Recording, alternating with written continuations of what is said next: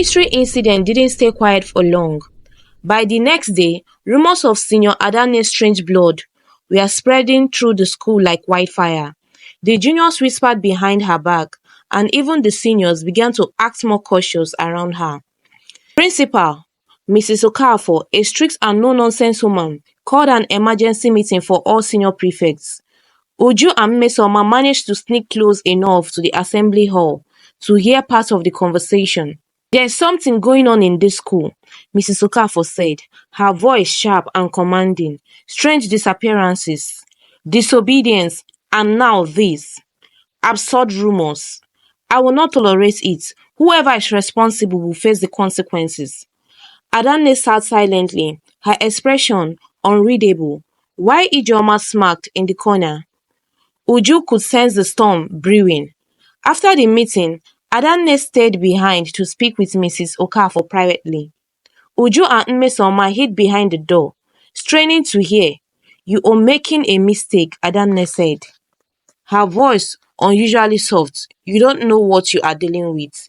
"Neither do you," Mrs. Okafor replied sharply, "but I will find out." Uju and Mmesoma's curiosity led them back to the old storeroom, determined to find more clues about Adanne's secrets. Among the dusty shelves and broken furniture, they discovered an ancient carving on the wall, a snake coiled around a tree, its eyes glowing faintly in the dim light. Beneath the carving was a small jar filled with a strange black liquid. Mmesoma, ever the daredevil, reached out to touch it. "Don't," Uju warned, but it was too late. As Mmesoma picked up the jar, the liquid inside began to bubble, and a sudden gust of cold wind swept through the room. The two girls screamed and ran out, but that night the entire school felt the presence of something dark. Shadows seemed to move on their own, and a low hissing sound echoed through the corridors. Adanne looked visibly shaken for the first time, muttering under her breath, "It's awake, and it's my fault." The hissing sounds and ill shadows continued to haunt the school, and the students grew more restless. Senior Ijeoma, sensing an opportunity, began spreading rumors about Adanne being behind the strange occurrences. The juniors whispered in fear, and even the seniors started to distance themselves from her. During breakfast one morning, Ijeoma decided to strike. "Adanne thinks she's better than all of us," she said loudly, enough for everyone in the dining hall to hear. "But what if she's the reason for all this madness? What if she's cursed?" Adanne slammed her tray on the table and stood up, her calm demeanor replaced by barely contained fury. "Watch your mouth, Ijeoma," she said, her voice low but sharp. "What are you going to do, Adanne? Scare me like you scare everyone else?" Ijeoma shot back, her tone dripping with defiance. The entire hall watched in stunned silence as the two seniors faced off. Finally, Adanne leaned in close and said, "You don't know what you are playing with. Keep pushing and you will find out." That night, Uju and Mmesoma had Ijeoma plotting with other seniors outside the dorm. "Tomorrow, we'll expose her," Ijeoma said. "Let's see how Prefect Adanne is when the whole school knows the truth." Uju and Mmesoma exchanged nervous glances. They knew Ijeoma's betrayal could force Adanne to reveal everything, and they weren't sure the school was ready for the truth. The next day was supposed to be the highlight of the term, the inter-house sports competition. Students gathered on the field in colorful house uniforms, cheering loudly as the games began. But the festive atmosphere didn't last long. As the final relay race was about to start, a cold wind swept across the field, silencing the crowd. The shadows around the streets seemed to move unnaturally, and then it appeared, a massive shadowy serpent, its glowing eyes filled with rage. The students screamed and scattered, but the spirit moved quickly, striking at anyone in its path. Uju and Mmesoma froze in terror as it slithered closer, hissing menacingly. Suddenly, Adanne stepped forward, her face pale but determined.